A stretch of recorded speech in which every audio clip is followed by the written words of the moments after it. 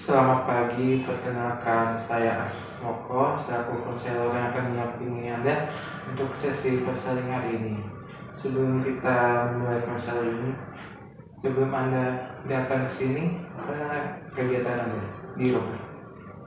Kegiatan saya hari ini maupun sehari-hari selalu sama, kayak membantu orang tua, melakukan pekerjaan rumah, terus bersih-bersih juga, sama diselingi nyari-nyari pekerjaan lewat internet ataupun bertanya ke kerabat-kerabat. Oh baik, permasalahan Anda yang hadapi apa? Ada yang bisa saya bantu? Awalnya saya kayak merasa enjoy menjalani semuanya. Kayak awal saya lulus memang saya agak sedikit santai, terus baru mulai cari-cari kerjaan itu setelah sebulan saya lulus. Awalnya saya enjoy, kayak yaudah saya jalani sambil cari-cari. Cuman adalah omongan orang di sekitar saya yang buat saya down, seperti bilang karena saya nggak dapat kerja gitu, bilang saya nggak berusaha apa-apa, terlalu banyak bermain sama teman saya, terlalu sering di rumah santai. Padahal mereka juga tidak tahu keseharian saya gimana. Itu yang membuat saya down. Oke, sebelum Anda lulus sekolah itu udah punya planning kan? Mau kerja apa atau bagaimana? Sebelum saya lulus sekolah, planning saya hanya kerja, tapi tidak mematok pekerjaan saya apa. Oke. Ada masih dukungan dari orang tua harus kerjanya di mana atau bagian apa? Kalau orang tua saya selalu berpesan, kerja apapun asalkan saya enjoy menjalaninya, sama asalkan halal, udah sih itu aja. Oke, saya sih ngerti apa yang Anda rasakan saat ini. Ada nggak sih dari diri Anda itu yang skill pekerjaannya? Maksudnya pekerjaan yang saya kuasai gitu. Iya. Ya saya bisa sedikit komputer, kayak Microsoft Office itu saya menguasai. Cuman emang saya melamar pekerjaan itu nggak hanya di bidang yang saya kuasai, yang belum saya kuasai saya coba lamar juga, namanya berusaha. Oke, baik. Berarti Anda kalau mencari pekerjaan itu dari teman atau usaha sendiri atau bareng-bareng gitu cari? Semua cara sudah pernah saya lakukan, mau bareng-bareng teman, nyari lewat media sosial, ataupun saya datangin langsung ke perusahaannya untuk nitipin lamaran pekerjaan, semua sudah saya lakukan. Baik, itu dari niat Anda ya untuk Iya. mencari pekerjaan. Oke, baik. Setelah itu apa sih yang Anda harapkan setelah melamar pekerjaan atau ingin melamar lain atau gimana? Setiap saya melamar pekerjaan, pasti saya lihat dulu pekerjaannya, sekiranya saya bisa nggak menjalani pekerjaan yang akan saya lamar ini. Ya harapan saya sih pasti selalu keterima. Cuman kan ada beberapa pekerjaan yang saya misalkan sudah dipanggil interview, tapi hanya tahap 1, tahap selanjutnya nggak lolos, itu ya kadang buat saya kecewa juga. Oke, baik. Ada nggak perusahaan yang udah Anda terima yang dipanggil? Ada beberapa, kadang saya udah datang gitu, terus tapi ada beberapa peraturan perusahaan yang tidak cocok di saya, jadi saya tidak ambil. Ataupun ada juga yang saya sudah cocok sama perusahaan ini, tapi hanya interview sampai tahap 1 aja. Oke, ya. Tadi Anda bilang merasa tidak cocok, itu karena nggak cocok kenapa? Karena saya kan tipe orang yang berhijab ya, saya tidak mau lepas hijab, tapi di beberapa perusahaan mewajibkan karyawannya tidak boleh memakai hijab. Jadi saya kadang menolak tegas. Oh, baik. Dari situ apakah Anda pernah kayak menawarkan atau mencoba untuk beri konsekuensi kepada perusahaan? Ya, saya terus terang, saya pernah bilang ke perusahaan tersebut, apa boleh memakai hijab gitu. Saya menerima apapun konsekuensinya, asalkan saya boleh pakai hijab. Cuman di perusahaan itu benar-benar melarang karyawannya untuk memakai hijab. Oke, baik. Kan tadi Anda udah bilang sudah mendapatkan tahap interview. Setelah itu apakah sudah mendapatkan pekerjaan langsung ke perusahaan? Saya pernah sekali bekerja di salah satu rumah makan terkenal, viral. Iya. Cuman menurut saya itu jamnya nggak manusiawi. Jadi saya dulu awal bekerja di situ, interview itu walk-in interview, langsung datang, terus langsung diterima. Habis itu saya melakukan onboarding selama 2 hari di tempat pelatihan. Habis onboarding itu saya langsung di training di salah satu kota. Itu saya dapat jam shift kerja itu jam closingan itu jam 4, di mana posisi jarak dari tempat kerja saya ke rumah dari rumah ke tempat kerja saya lumayan jauh. Masuknya saat itu jam 4 dan dijadwal pulangnya jam 12 malam. Cuman saat itu jam 12 malam yang saya pikir langsung pulang, ternyata enggak. Itu ada kayak bersih-bersih, itu sangat lama ditunda-tunda, dan saya baru bisa pulang itu jam 2 pagi.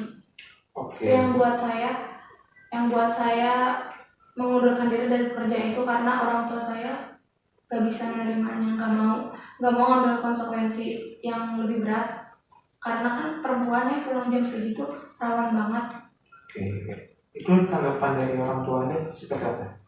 Itu orang tua saya gak mau saya meneruskan kerja di perusahaan tersebut, jadi saya keluar. Setelah itu apakah ada yang Anda lakukan setelah keluar dari perusahaan itu? Jujur saya sempat istirahat dulu dari melamar pekerjaan. Saya benar-benar rehat selama beberapa hari. Terus setelah itu baru saya mulai melamar lagi. Tapi lebih saya melamarnya tuh lewat online, di aplikasi gitu. Tapi setiap hari pasti saya melamar. Oke. Tadi Anda bilang udah banyak melamar di beberapa perusahaan kan? Ya. Terus Anda udah melamar di bagian apa aja? Di berbagai bagian saya sudah melamar, di waiters, admin, SPG, bahkan terapis pun saya pernah melamar. Oke. Setelah itu ada panggilan itu? Di terapis saya sudah ada panggilan. Cuman itu sudah interview juga. Cuman karena waktu itu, karena saya kan belum ada pengalaman di bagian terapis, dia bilang harus ada, jadi untuk training saya harus bayar sekian. Dan menurut saya kan, karena saya butuh pekerjaan, saya butuh uang, tapi malah disuruh bayar, jadi saya nggak mau. Saya pengennya yang langsung kerja, karena saya benar-benar butuh uang. Di situ dia malah istilahnya memerah saya, jadi saya tinggalin, saya nggak mau. Oke, selain terapis ada panggilan? Sejauh ini baru itu aja sih, belum lama ini terapis itu dipanggil. Dari orang tua Anda apakah membantu mencari pekerjaan selain diri Anda sendiri misalnya? Mungkin dari saudara saya sih ya, banyak saudara saya yang menyarankan saya untuk kerja di dekat mereka gitu. Karena tapi jarak rumah saya sama rumah saudara saya jauh, orang tua saya tuh berat ngasih izinnya. Karena dulu kakak saya pernah kerja di tempat itu juga jauh. Orang tua saya tuh kayak lebih takut untuk melepas lagi, dan menyarankan saya untuk nyari di sekitar rumah aja yang dekat biar masih bisa dipantau. Oke, kalau menurut saya kalau nyari tempat pekerjaan di lingkungan sekitar Anda itu membuat Anda lebih sulit untuk mencari pekerjaan yang lebih baik, mencari pekerjaan yang dari lingkungan Anda gitu. Jadi lebih mudah mencari pekerjaannya gitu. Selain sulit mencari pekerjaan, apa sih yang dari diri Anda itu terus semangat? Apa yang membuat Anda semangat mencari pekerjaan? Ya terutama dukungan dari orang tua saya dan teman-teman saya sih ya. Karena orang tua udah pasti support. Teman-teman saya juga, setiap saya ngerasa down, saya cerita, teman-teman saya itu selalu bilang semua rezeki udah ada yang ngatur. Jadi asalkan kita mau berusaha, pasti ada jalannya. Udah sih itu doang, itu aja gitu maksudnya. Kalau misalkan untuk kalau nggak ada teman-teman saya dan orang tua yang nggak mendukung gitu, mungkin ya saya nggak tahu sih harus gimana lagi. Berarti Anda selama ini belum mendapat pekerjaan lagi, belum memanggil dari perusahaan gitu.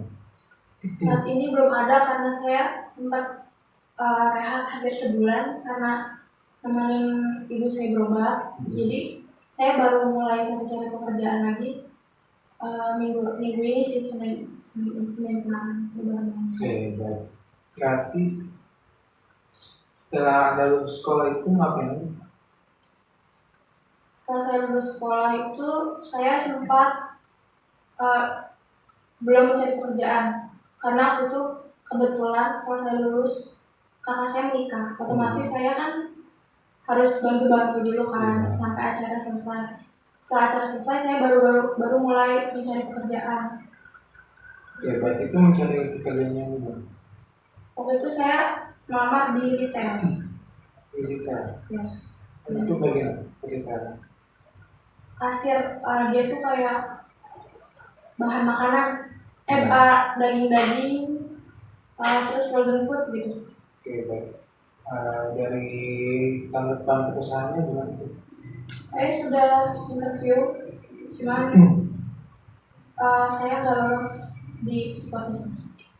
Oke, kan Anda udah lolos dari psikotesnya, itu apa yang membuat Anda nggak lolos? Apakah pertanyaannya dari psikotesnya itu yang membuat Anda sulit untuk lolos? Enggak sih, sebenarnya karena ini aja kualifikasinya. Oke. Seperti tinggi badan saya tidak mencapai. Kalau menurut saya sih dari kualifikasi tingginya memang dibutuhkan, tapi ada masih kualifikasi yang misalnya itu yang Anda gagal. Cuman dari tinggi itu aja sih. Untuk kayak pendidikan saya sudah sesuai minimal SMK atau SMA. Terus kayak kan ditanyain saya punya kendaraan nggak, saya ada. Cuman dari tinggi itu doang saya yang kurang. Dari tinggi ya? Ya. Dari skillnya apakah membutuhkan juga? Skillnya saya memenuhi syarat semua. Paling emang harus ada tahap training selama 2 minggu waktu kita ingat. Cuman saya nggak lolos karena tingginya itu gitu masalahnya. Karena juga pertanyaan kedua itu ada masih tanggapan dari orang tua karena ini udah gitu. Biasanya sama ini orang tua saya fine-fine aja.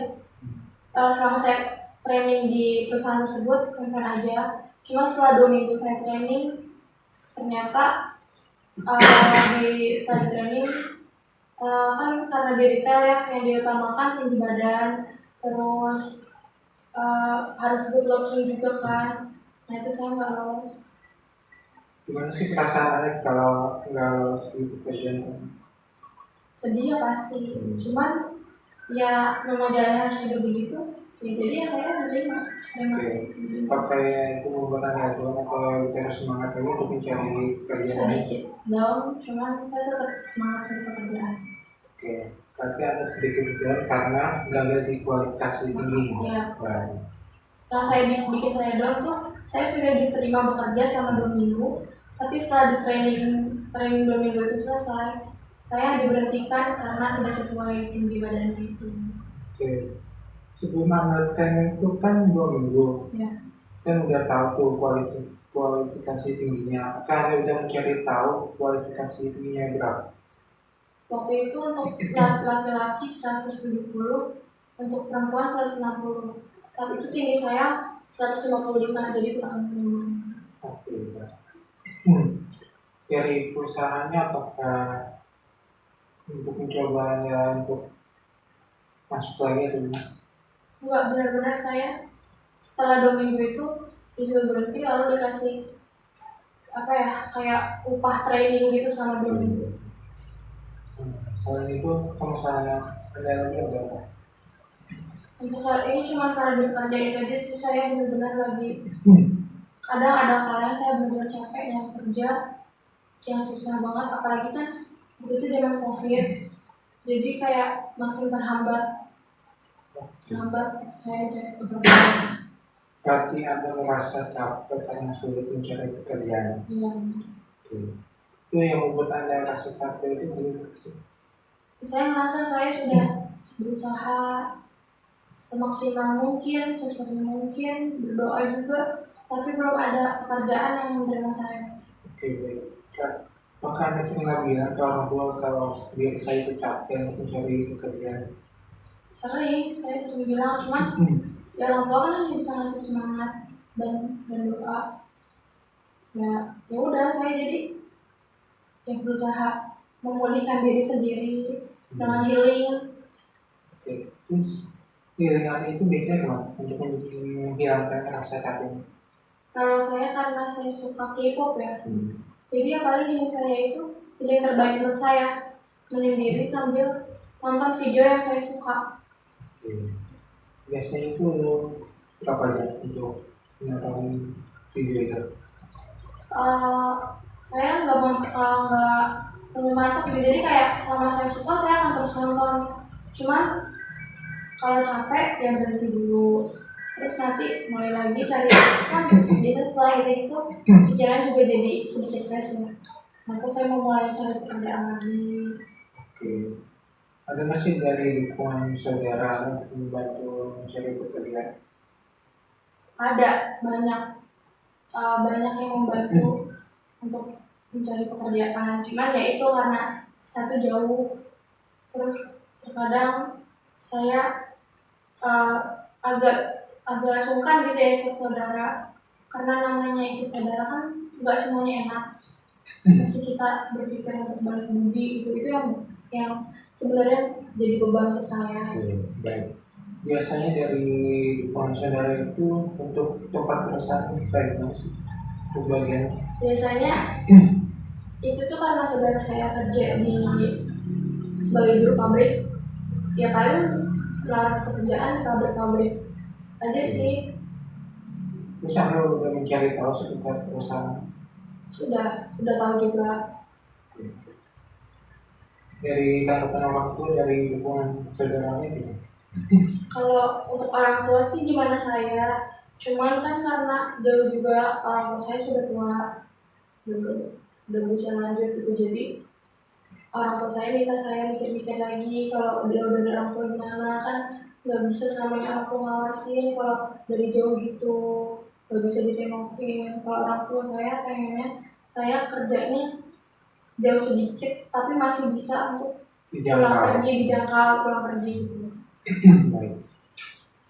Ada nggak sih dari orang tua untuk mencari tahu info bahwa saya itu belum dapat pekerjaan dari teman-teman? Udah waktu itu ayah saya tuh minta tolong temannya untuk rekomendasiin saya di salah satu perusahaan. Waktu itu saya juga sudah sempat ngelamar lewat email, tapi emang belum ada panggilan sampai saat ini. Oke. Itu kalau tahu itu bagaimana? Itu staff sih, staff biasa aja. Staff biasa. Itu perusahaannya bergerak di bidang ini, apa namanya, ekspedisi. Oke. Dari saran saya, Anda itu harus mencari pekerjaan dari dalam dirinya. Setelah itu mencari tahu lebih baik dari dan jangan dari lingkungan Anda sendiri. Jadi harus meluas ya. Iya, harus meluas, jangan di sekitar Anda. Anda itu harus keluar dari zona nyamannya sendiri. Oke. Selain itu ada nggak sih permasalahan yang ingin diceritakan kepada saya? Tapi emosi sih, saya belum bisa mengendalikan emosi saya terhadap berbagai hal. Salah satunya itu Kayak sepele, misalkan saya ada masalah sama teman saya, terus menurut saya masalah itu tuh sepele, tapi menurut teman saya itu nggak sepele, dia itu tuh kayak terus memojokkan saya, dan itu kadang membuat saya emosi. Oke. Yang membuat Anda emosi itu hal tentang apa sih? Ya kayak sebenarnya mungkin permasalahan tadinya bercanda, menurut kita bercanda, cuman mungkin bercandaan saya nggak masuk di orang tersebut.